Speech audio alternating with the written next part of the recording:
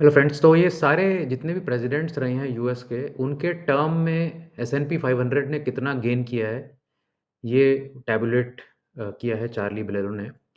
और इसमें आप देखेंगे सिर्फ 4 प्रेसिडेंट ऐसे रहे हैं। प्रेसिडेंट हूवर, जिस समय फाइनेंशियल क्राइसिस हुई 1929 में, ग्रेट डिप्रेशन। और फिर रूज़वेल्ट की सेकंड टर्म, जब वर्ल्ड वॉर 2 का दौर था, 27% वहाँ लॉस हुआ मार्केट में।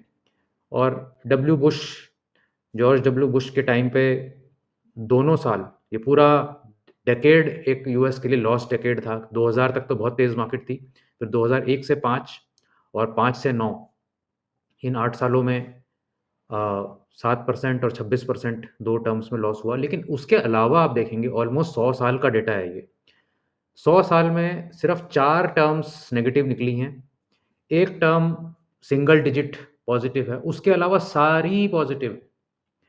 तो एक तरह से इंडिया का भी इसी तरीके का एक अगर हम स्टैटिस्टिक्स निकालें, तो बहुत कम साल ऐसे हैं, पीरियड्स जो हमारे 5 साल की इलेक्शन साइकिल होती है, जहाँ पर नेगेटिव रिटर्न्स होगी आपकी स्टॉक मार्केट्स की। तो अगर आप इसे एज़ ए 5 ईयर व्यू लेकर भी चलते हैं मार्केट में, तो बहुत हाई प्रोबेबिलिटी है कि आप पैसे कमाएँगे। यूएस का तो एग्ज़ाम्पल है ही, बट अगर हम इसी तरीके का एग्ज़ाम्पल अगर इंडियन मार्केट का भी लेंगे, तो वो जो 5 साल के पीरियड्स हैं हर इलेक्शन पीरियड, उसमें भी आप पाएँगे कि 80 टू 90% पीरियड्स में आपका गेन है। तो अगर आप 10, 15, 20 साल मार्केट में रहते हैं और उसमें से 1 साल, उससे भी कम है वैसे प्रोबेबिलिटी, लेकिन उसमें से भी 1 साल अगर नेगेटिव है, तो आई थिंक जो बाकी 3 पीरियड्स हैं, वो आप बड़े ईज़िली उससे कवर कर जाएँगे। और एवरेजली मैंने देखा है कि द लाइफ़ साइकिल इन्वेस्टर की मार्केट में करीबन 40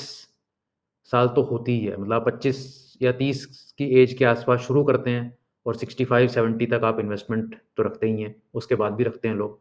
लेकिन 40 साल में तो 8 टर्म्स इंडिया में आ जाएँगी, और उसमें से अगर 1-2 में नेगेटिव हो भी गया बाय चांस, अ, तो भी मेरे ख़्याल से बहुत वर्थव्हाइल है मार्केट्स में इन्वेस्टमेंट रखना। शॉर्ट टर्म व्यू से थोड़ा-सा दूर भागिए और लॉन्ग टर्म व्यू को पकड़िए, क्योंकि लॉन्ग टर्म में एक नेचुरल मार्केट की एक ऊपर जाने की क्षमता है, क्योंकि ग्रोथ है हमारी कंट्री में।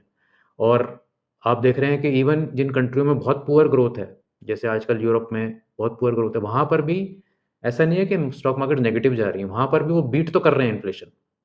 तो स्टॉक मार्केट इन्वेस्टिंग इसीलिए बहुत ज़रूरी है, हर जने को करनी चाहिए। कितनी करनी है, वो आपके एडवाइज़र आपको बताएँगे कि आपको 50% पैसा रखना चाहिए मार्केट में, 30% रखना चाहिए, 20% रखना चाहिए, 10% रखना चाहिए। जहाँ आपका कम्फ़र्ट हो, वहाँ रखना चाहिए, लेकिन लगाने ज़रूर चाहिए, क्योंकि यही आपको इन्फ्लेशन से प्रोटेक्ट करता है। थैंक्स।